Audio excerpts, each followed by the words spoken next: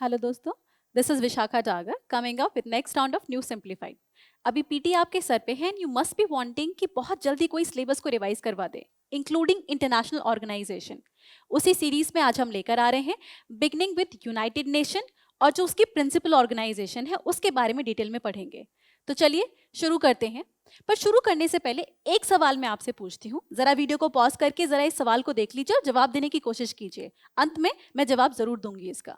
The question is, read the following statement about the composition of International Court of Justice. Statement 1 बोलती है, it is composed of 15 member, and statement 2 says it is necessary to have P5 member उसके board वगैरह में। And आपके पास option है 1, या तो सिर्फ पहली स्टेटमेंट ठीक है या दूसरी, या फिर दोनों ठीक है या फिर दोनों गलत है। इसका जवाब मैं अंत में दूंगी।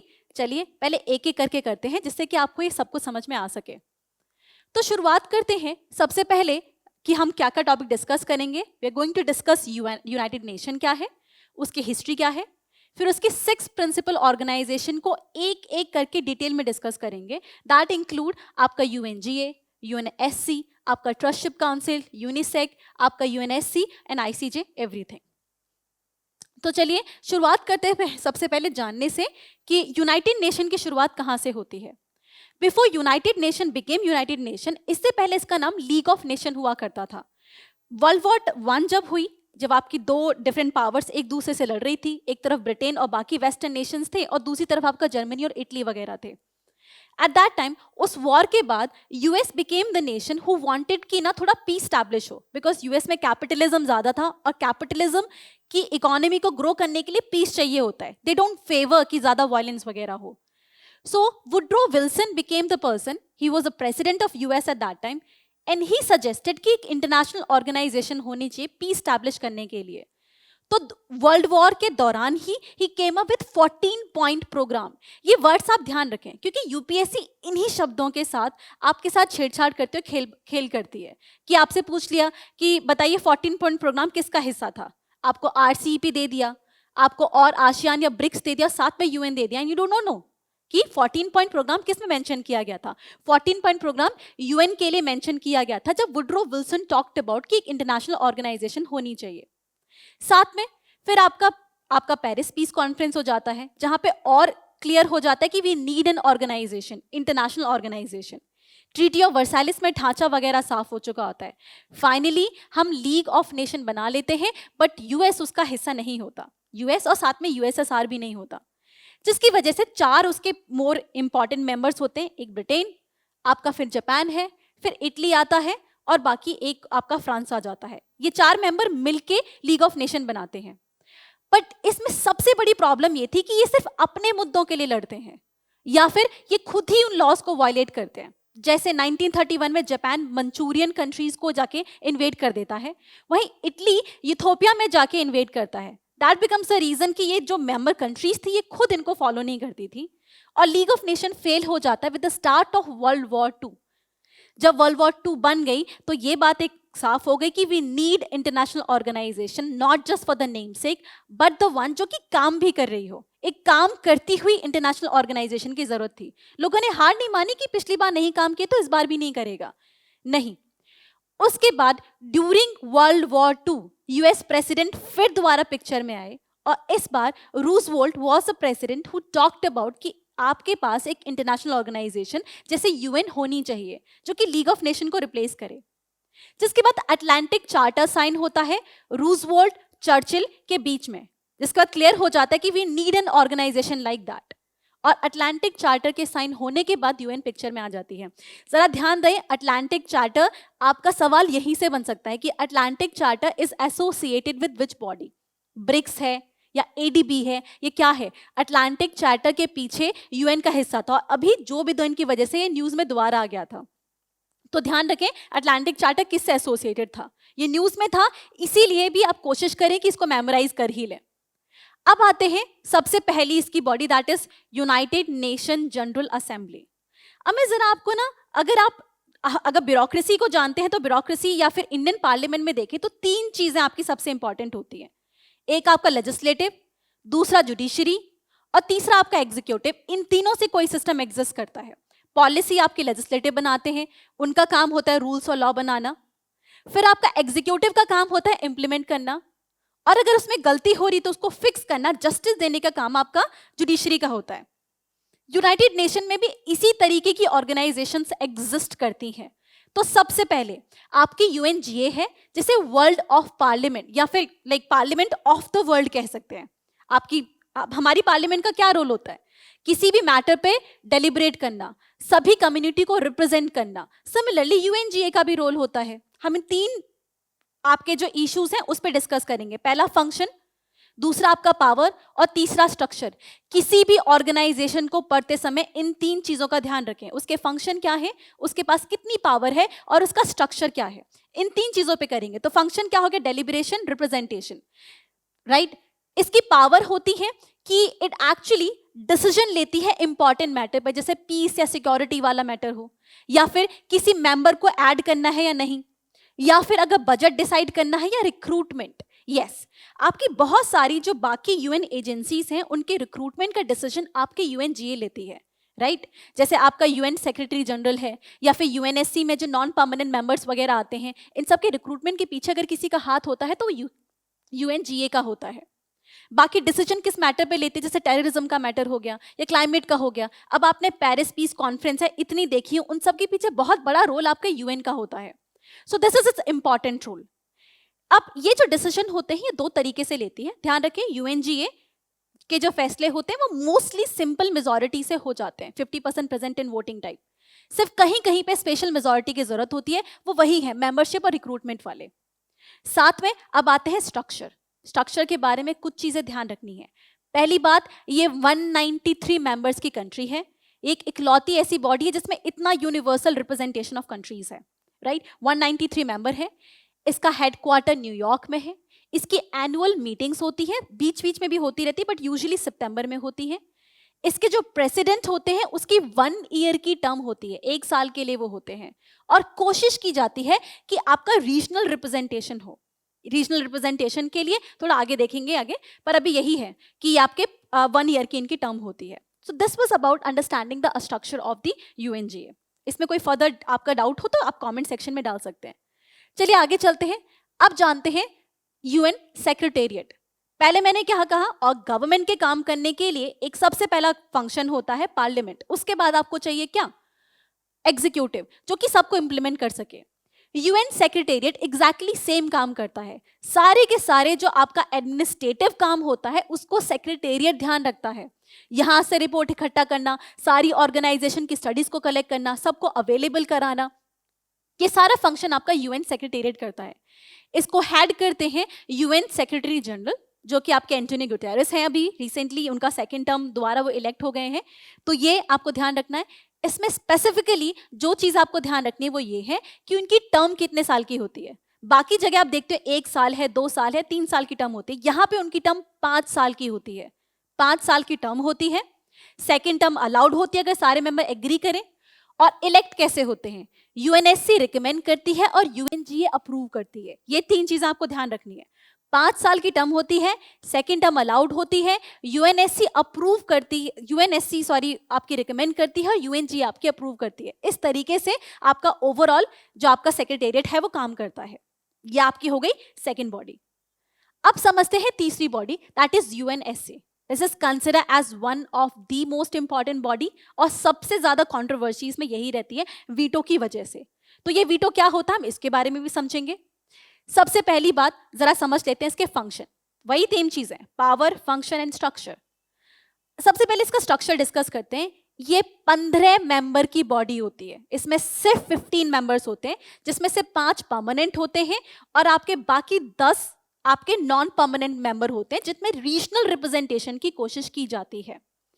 ये जो आपके 5 परमानेंट मेंबर होते हैं, ये वो होते हैं जो कि फाउंडेशन या फिर जो आपकी सुपर पावर है जब ये बने थे उनको एक्स्ट्रा वीटो पावर दे दी गई थी।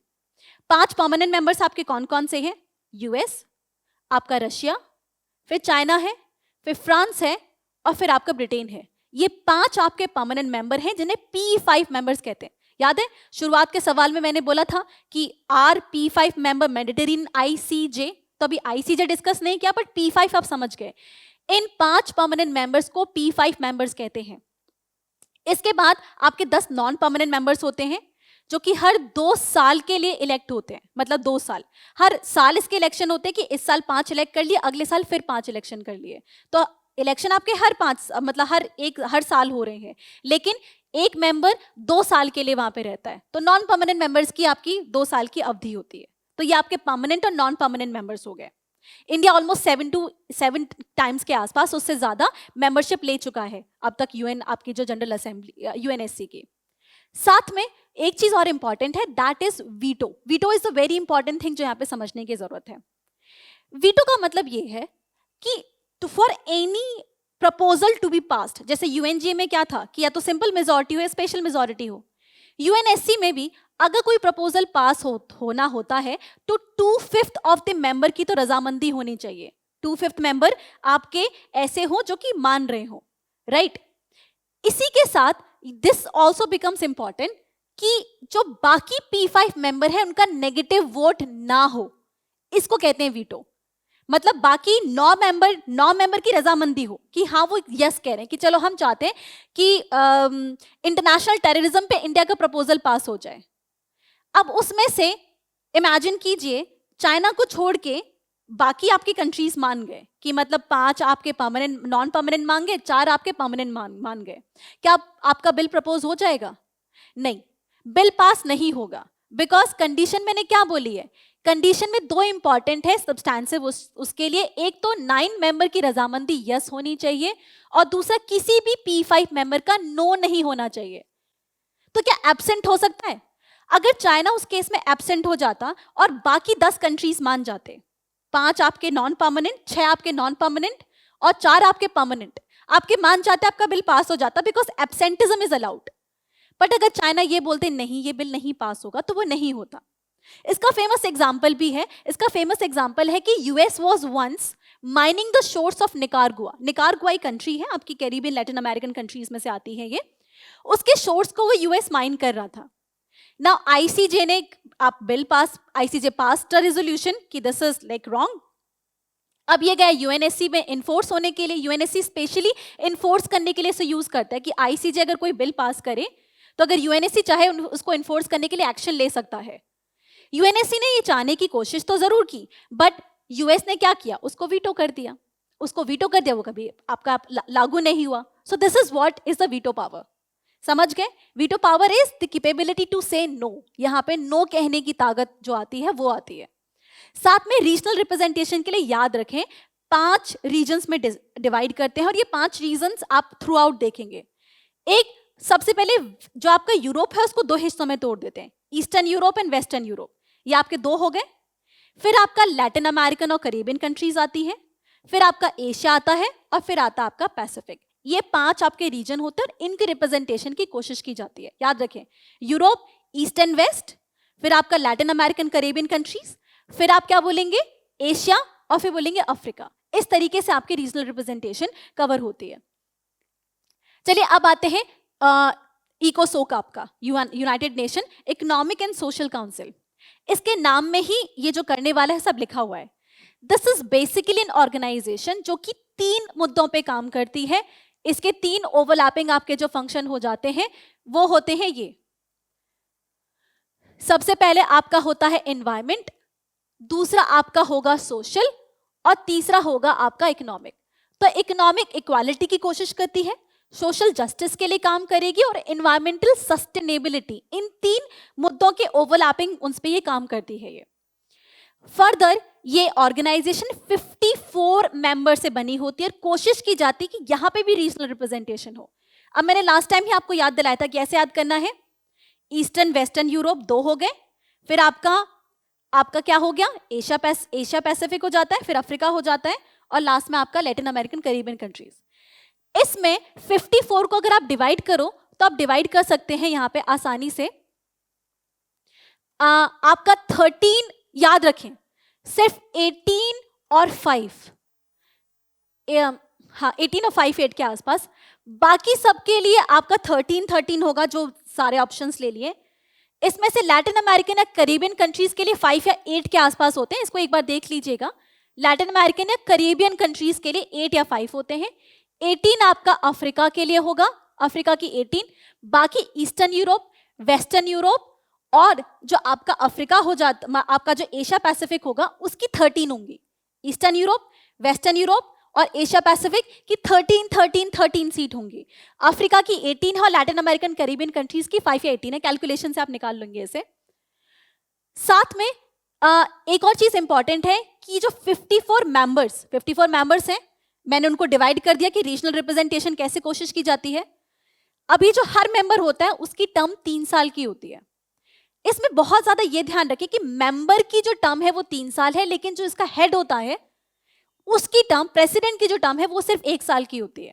दिस इज इंपॉर्टेंट, 3 साल और 1 साल, और मतलब रोटेशन की कोशिश की जाती है। साथ में आपका one more important thing is कि ये बॉडी इंश्योर करती है कि जो स्पेशलाइज्ड एजेंसी है यूएन की, वो आपस में कोऑर्डिनेट करें। Now this is very important. और आप कभी पीटी में आप दे रहे होंगे सवाल, एंड ये आपके जहन में जरूर आता होगा कि लिख देते हैं कि this is what UN specialised agency, and you are like कितनी एजेंसीज को कैसे याद करेंगे। और क्योंकि इसीलिए ये मैं आज आपके लिए हल कर देती हूँ कि कैसे याद कर सकते हैं कि कौन कौन सी एजेंसी स्पेशलाइज्ड है, कौन से फंड्स एंड प्रोग्राम है। देखा जाए तो यूएन की बॉडीज को डिफरेंट कैटेगरीज में डिवाइड कर देते हैं। कुछ आपकी प्रिंसिपल ऑर्गेनाइजेशन है, ये जो 6 है वो प्रिंसिपल ऑर्गेनाइजेशन है। इसके बाद आपकी स्पेशलाइज्ड एजेंसी आती है जो कि आपकी इकोसोक ध्यान रखती है, उनके साथ कोऑर्डिनेट करती है। फिर आपके आते हैं funds, programmes, research, training institute and other bodies. ये स्पेशलाइज्ड एजेंसीज इंपॉर्टेंट होती है। इनको ना याद करने का एक तरीका है, इनके मोस्ट ऑफ दी, अगर किसी के पीछे ऑर्गेनाइजेशन आ गया ना तो वो फंड, प्रोग्राम और इन सब में नहीं आता। आप देख ही लें, सेंटर है, रिफ्यूजीज है, राइट्स है, फंड है, डेवलपमेंट प्रोग्राम, फंड, प्रोग्राम, कहीं ऑर्गेनाइजेशन नहीं लिखा हुआ। स्पेशलाइज्ड एजेंसी के पीछे ऑर्गेनाइजेशन मोस्टली होता है, राइट? और स्पेशली अगर सामने सबसे पहले वर्ल्ड है या इंटरनेशनल है और बाद में ऑर्गेनाइजेशन है, तो सेफली मार दीजिए कि नहीं आपकी स्पेशलाइज्ड एजेंसी है। जैसे international labour organisation, food and agriculture organisation, cultural organisation या आपका वर्ल्ड हेल्थ ऑर्गेनाइजेशन। इसमें सिर्फ आपको ध्यान क्या रखना है, एक्सेप्शंस। ये सभी ऑर्गेनाइजेशन है, सिर्फ 2 जगह फंड है। एक है आपका IMF, ये आपका इंटरनेशनल मॉनेटरी फंड। ये आप इंटरनेशनल मॉनेटरी फंड का ध्यान रखें, ये आपका फंड है। और दूसरा है international fund for agriculture development. These are the only exception. ये आपका यूनियन है, यूनिवर्सल पोस्टल यूनियन। आपका यूनियन उसमें हो सकता है और ग्रुप हो सकता है। बस एक्सेप्शंस पे ध्यान रखिए और कुछ नहीं। Organisation union is allowed as a specialised agency. Organisation हो चाहे यूनियन हो। What is not allowed is कि आपका फंड वगैरह नहीं होते। उसके सिर्फ 2 एक्सेप्शन है, इंटरनेशनल मॉनेटरी फंड और international fund for agriculture development. इससे आपका क्लियर हो गया। बाकी now this is something, fund है, प्रोग्राम है वगैरह है, तो आप उसको उस कैटेगरी में सॉल्व करेंगे। चलिए आगे चलते हैं। आई होप आपका स्पेशलाइज्ड एजेंसी वाला डाउट आज के बाद क्लियर हो जाएगा। साथ में अब आते हैं international court of justice. International court of justice again functions, power और उन सबके में डिस्कस करेंगे। अगर स्ट्रक्चर देखा जाए तो ये 15 मेंबर बॉडी है, राइट? हमने ये सवाल पूछा था ना, ये 15 मेंबर बॉडी है। इसमें 15 जजेस होते हैं और हर एक जज की जो टर्म होती है वो 9 साल की होती है। और इसमें कोशिश की जाती है कि P5 मेंबर्स का रिप्रेजेंटेशन हो उन 9 मेंबर्स में, बट ये हमेशा नहीं होता। There has been time 1960 से लेके 80s के आसपास, 1970 से लेके 80s के आसपास, जब चाइना का representation for almost a decade नहीं था। इसी के साथ रिसेंटली जब हमारे Dalbir Bhandari became the judge in the ICJ at that time, it happened because India ने जो यूके की कैंडिडेंसी थी उसको हरा दिया था, तो उनके जज हार गए, तो उसकी वजह से यूके का रिप्रेजेंटेशन नहीं है। That's why it is actually it happens most of the time, mostly अगर वर्ड हो तो चल सकता है, but not a necessary requirement, because necessarily ये हुआ नहीं है, अभी भी ऐसा नहीं हो रहा। साथ में बाकी ये ध्यान रखें कि इनके जो UNGA और UNSC and permanent court of arbitration सबका पार्टिसिपेशन होता है। जो लिस्ट होती है वो आपकी परमानेंट कोर्ट ऑफ आर्बिट्रेशन निकालती है। अब आपके अंदर ये सवाल होंगे कि आईसीजे, इंटरनेशनल क्रिमिनल कोर्ट और पीसीए वगैरह में क्या डिफरेंस है, उसके लिए हम नेक्स्ट वीडियो लेकर आएंगे and will discuss about this. आज का डिस्कशन थोड़ा यही लिमिटेड रखते हैं। तो permanent court of arbitration list निकालती है, यूएनएससी से अप्रूव करती है और फाइनली आपका यूएनजीए आपका इलेक्ट कर देती है। तो ये इस तरीके से प्रोसेस होता है, permanent court of arbitration list निकालेगी, यूएनएससी अप्रूव करती है और यूएनजीए आपका फाइनली इलेक्ट कर देती है। साथ में most important thing is the power and जो फंक्शंस आपका हो गए कि फंक्शन इसके दो तरीके होते हैं। एक आपका एडवाइजरी फंक्शन होता है कि किसी भी यूएन बॉडी ने या फिर किसी ने कोई एडवाइस मांगी हो आईसीजे से। दूसरे होते हैं इसके लीगल फंक्शन। इसके जो इसके डिसीजन होते हैं वो बाइंडिंग होते हैं एंड दैट इज अगर इंटर स्टेट डिस्प्यूट हो तो। इंटर स्टेट डिस्प्यूट पे अगर आईसीजे ने कोई अगर आपकी गाइडलाइन पास की है या फिर कोई रूल पास किया है तो वो बाइंडिंग हो जाता है। That is something you should be careful. But यहाँ पे कैच ये है, आईसीजे सुओ मोटो केस नहीं ले सकती कि आईसीजे को लगा कि इंडिया पाकिस्तान लड़ रहे हैं, मैं ही इस पे ना हल निकाल देता हूँ। It can't do it, both the state have to agree to it, उसके बाद ही आईसीजे उस पर लॉ पास करती है। Now this is very important, ये आप ध्यान रखिएगा, ये आपके पेपर वगैरह में आ सकता है। इसके बाद जो आखिरी बॉडी आपकी बचती है that is ट्रस्टशिप council. Now ट्रस्टशिप council क्या होती है? दिस इज जो आपकी इसके लिए थोड़ा हिस्ट्री समझना बस इतना है कि जब लीग ऑफ नेशन बना था उस टाइम पे वर्ल्ड वॉर जब हो चुकी थी, कुछ कंट्रीज डिफीट हो चुकी थी जैसे जर्मनी। अब उनकी जो कॉलोनीज थी वो बाकी सबको डिस्ट्रीब्यूट कर दी गई थी in the name of saying कि इनके पास धीरे धीरे गवर्नेंस, सेल्फ गवर्नेंस लेकर आएंगे। अभी इनके पास गवर्नेंस नहीं है तो बाकी कंट्रीज ध्यान रखेंगे। जैसे जर्मनी की कुछ टेरिटरी ब्रिटेन के पास चली गई, फ्रांस के पास चली गई। जब लीग ऑफ नेशन खत्म हुआ तो यूनाइटेड नेशन बन गया, तो फिर सवाल आया कि ये जो कंट्रीज हैं उनका कौन ध्यान रखेगा। तो यूएन के अंदर ट्रस्टशिप काउंसिल बन गई जिसने डिसाइड किया कि इन कंट्रीज का कौन ध्यान रखेगा। जैसे पैलेस्तीन वगैरह जो कंट्रीज हैं ये कुछ ऐसे ही नेशंस थे जो कि ब्रिटेन या बाकी कंट्रीज को असाइन कर दिए गए थे कि आप धीरे धीरे इनको डेमोक्रेसी या किसी और फॉर्म ऑफ स्टेट में कन्वर्ट कर दें। सो दे वर लाइक ट्रस्टीज। पर 1994 में सारे मैटर आपके सॉल्व हो चुके थे तो तब से ये इनएक्टिव है, तो इसके बारे में ज्यादा सवाल नहीं पूछे जाते। तो वापस आते हैं उसी सवाल से जो मैंने शुरुआत में पूछा था। अब आप इसका जवाब दे पाएंगे, राइट? स्टेटमेंट 1 इज कंपोज्ड, ये था ना कि ICJ is composed of 15 members. अब आपको पता है ये 15 मेंबर से बना होता है और 9 इसके जजेस 9 साल की टर्म होती है हर एक जज की, राइट? 15 मेंबर्स, साथ में necessary to have P5 member. यहीं पे ये क्या होता है, ये आपका गलत हो जाता है, इट इज नॉट नेसेसरी। तो आप 2 को गलत करोगे, बोथ 1 और 2 आर गलत, आपका 1 ओनली आपका आंसर आ जाएगा, राइट? आई होप आपको वीडियो समझ में आई। आई होप आपको जो यूएन है वो पूरा कॉन्सेप्ट क्लियर आ गया। Now if that is the case, आप हमें लाइक करें, सब्सक्राइब करें एंड कनेक्ट करें because we are present on various social media platform just to help you. Thank you so much. Current Affairs by Forum IAS is an all-in-one program that covers the dynamic aspect of the syllabus from both prelims and mains perspective. Last year, we have helped more than 100 students crack IAS with our current affairs classes.